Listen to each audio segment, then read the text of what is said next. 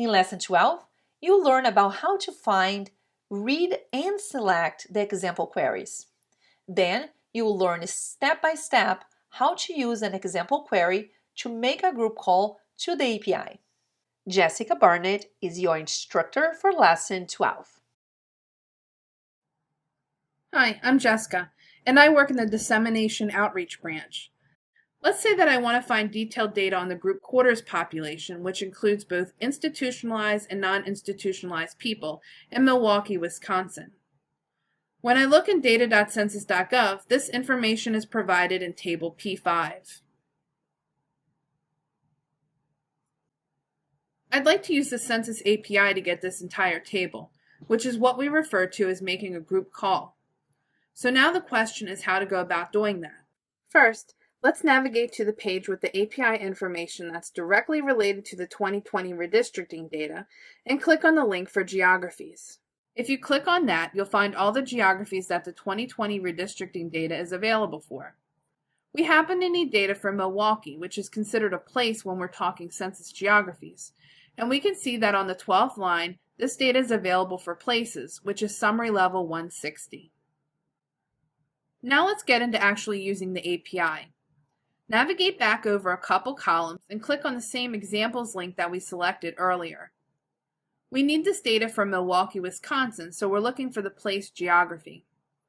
We discovered earlier that we're looking for summary level 160, so this helps make it a bit quicker to find what we're looking for.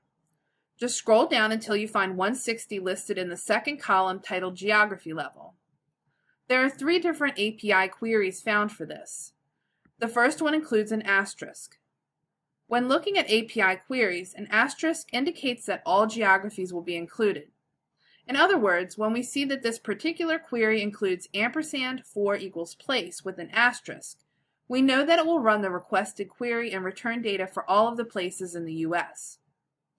The second query also includes asterisks for both the place and the state. While it looks a little different, as it is currently defined, this query will actually run the same data that the first query will run. In other words, it will run data for all places in all states. There are instances where using one of these queries over the other may be preferable, but we won't cover that right now. Moving on to the third query, this one will run data for one specific place in the given state. Comparing these queries against our need for data for Milwaukee, it looks like we'll want to use this third query. Let's right-click on this third query and select Open Link in New Tab. Once it's done running, we can see that it provided the name of a place and state, New York City, New York, and it has the numbers 36 and 51000. Although it seems like these numbers are related to New York City and New York State, this is a good time to confirm what these numbers mean. Let's start with the 2-digit number found near the end of the API query. This 2-digit number is the State Federal Information Processing System, or FIPS code. The state FIPS code included in this query, 36, is the code for New York. We're going to need the state FIPS code for Wisconsin, though. In addition, we'll need to figure out what to do with the 5-digit place number. It looks like this 5-digit number corresponds to New York City, so how can we figure out what 5-digit number corresponds to Milwaukee? The easiest way to do this is to go back to the example queries, right-click on the first place query, and click on Open Link in New Tab. This is going to run the query for all places in the U.S. At the end of each line of output, we can see there is a 2-digit number and a 5-digit number shown. The 2-digit number is the state FIPS code, and the 5-digit number is the unique identifier for each place found in this list. For example, the first line shows that 26210 is the unique identifier for Ganado CDP, while the 04 indicates that it's in Arizona. We can determine this by looking at the numbers at the end of the line of output, as well as the name that is provided. So now let's move on to finding Milwaukee in all of this output. Hit the Control F keys to open the Find functionality and type in Milwaukee. The first match that comes up is from Milwaukee CDP in North Carolina, which we don't want, so let's keep searching. The next match is for West Milwaukee Village in Wisconsin, so we're in the right state, but this isn't quite the geography that we want. Finally, it looks like the third match is the one that we want, Milwaukee City, Wisconsin. Looking at the unique identifier number found at the end of that line, it looks like it's 53000. And we can see that the state FIPS code for Wisconsin is 55. Let's make a note of this to use later. Now that we have the identifier for Milwaukee and the FIPS code for Wisconsin, and to help eliminate any future mix-up, I'm going to close this tab for the query that we just used for all places in the U.S. We won't need it anymore for this example. I'd like to note that you can also find a complete list of FIPS codes by going to our geographic reference files, which are linked below. Let's return to our API query that is currently looking at New York City. Now that we know both the state FIPS code and the unique place identifier, we can go ahead and change those in the URL. Change 51000 to 53000 and change 36 to 55 and hit enter to run the query. We just want to make sure that things work as we expect in relation to changing the geography. And it worked! We now have the information for Milwaukee. So now we are partway through what we are trying to accomplish. All that's left is to change the query so that it runs data for all of table P5. Recall that this is referred to as running a group call. All this really means is that we're going to pull data for an entire table at once, instead of pulling data for individual variables. To do this, go to the get equals portion of the URL and replace the word name with the word group, open parentheses, P5, and close parentheses. Anytime that you pull data using a group call, you would use this same structure for the get statement. The only part that you would want to change is the ID of the table being used. In this case, we're using the table ID of P5. Now that we have that done, let's hit enter again and see what happens. It worked!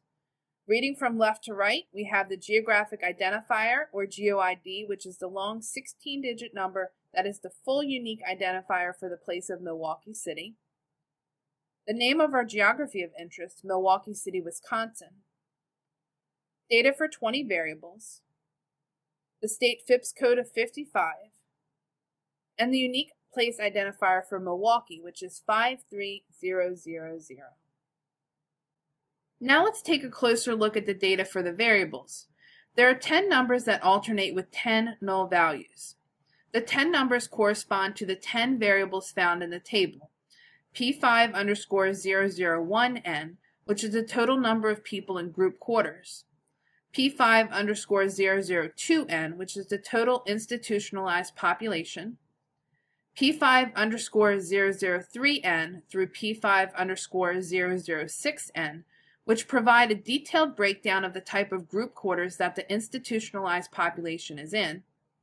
P5_007N, which is the total non-institutionalized population, and P5_008N through P5_010N, which provide a detailed breakdown of the type of group quarters that the non-institutionalized population is in. So this means that there were 15,680 total people in group quarters, 3,422 people in the institutionalized population, and 12,258 people in the non-institutionalized population in Milwaukee in 2020. Then we have the null values, such as P5_001NA to P5_010NA. These are described as being the annotation of each of the respective variables. For example, P5_001NA is the annotation of the total number of people in group quarters. If there was a change or a note of explanation, it would be notated in these fields. But, as we can see, these values are all null, so there's nothing to worry about in this case. Now that we have this data from Milwaukee, let's say that we need data from the same table, but for a different geography, like all the congressional districts in Nebraska. Since we've already prepared the query for Milwaukee, the only thing that we'll need to do at this point is swap out the geography portion of the API query, This is the part that says ampersand 4 equals place, colon 53000, ampersand n equals state, colon 55. Let's go back to the 2020 Redistricting Data API examples page, the one found at api.census.gov/data/2020/DEC/PL/examples.html. We need to look at the queries for congressional districts. It happens to be about a third of the way down the page, and the summary level is 500.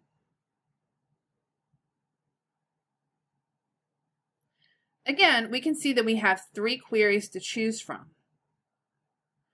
The first query is going to give you all the congressional districts in the U.S. The second query, as it is currently defined, will essentially provide the same data as the first. You'll end up with data for all the congressional districts in the U.S. As with the other case that we saw earlier, there are times where choosing one of these queries over the other is preferred, but we won't be covering that right now. The third and final query will provide you with data for one specific congressional district within the given state. So we need data for all the congressional districts in Nebraska, and none of these queries will provide exactly that information. The first 2 will provide a bit more than what we need, as we'll have data on all the congressional districts in the U.S. The last one will not provide enough, as we would only be able to get data for one congressional district in Nebraska at a time. The good news is that there is a way to modify the second API query in order to get data for all the congressional districts within a state. We'll cover how to do this in a moment. Recall that we still have the query open that we used to get data from Milwaukee, and all we really need from this congressional district query is the geography portion. For now, let's just grab what we need.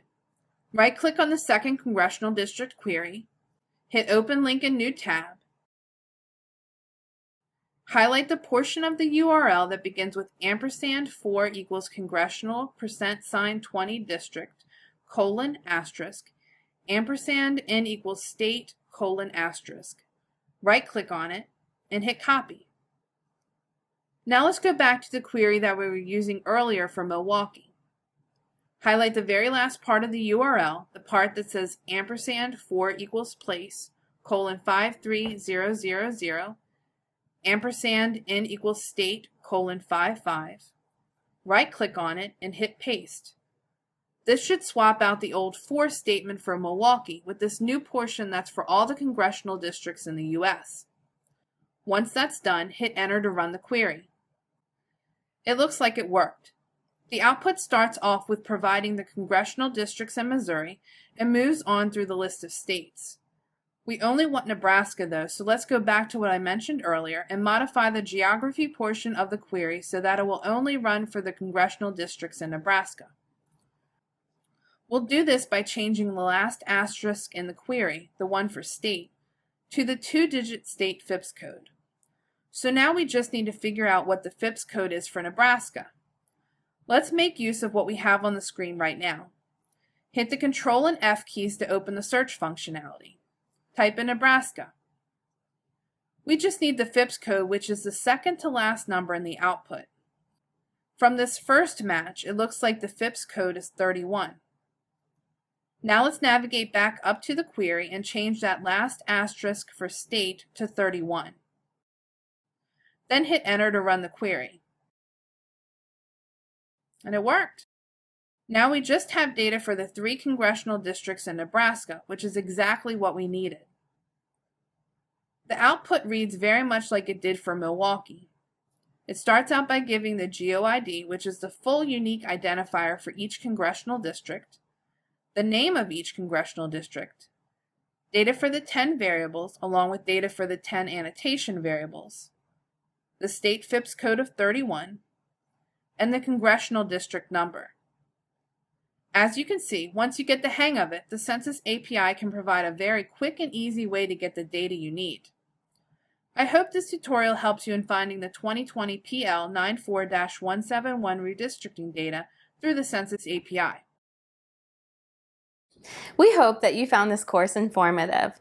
To be the first to hear about new Census Academy learning content, be sure to sign up for email updates, follow us on social media, and go to census.gov/academy.